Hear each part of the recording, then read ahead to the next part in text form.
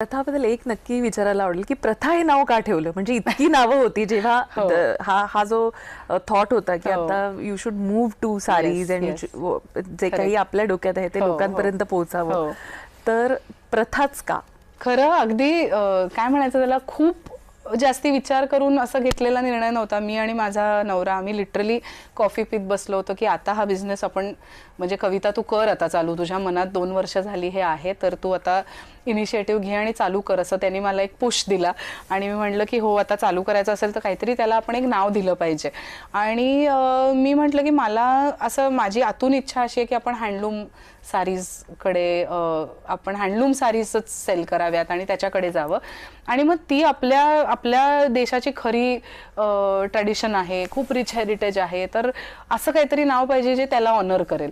तर तो म्हणला हो बरोबर आहे, खरंच ही खूप आपली खूपच अमेझिंग प्रथा आहे, आपल्याकडे एवढी मोठी परंपरा आहे. म्हटलं मग हे प्रथा परंपरा हेच मला म्हणायचं आहे.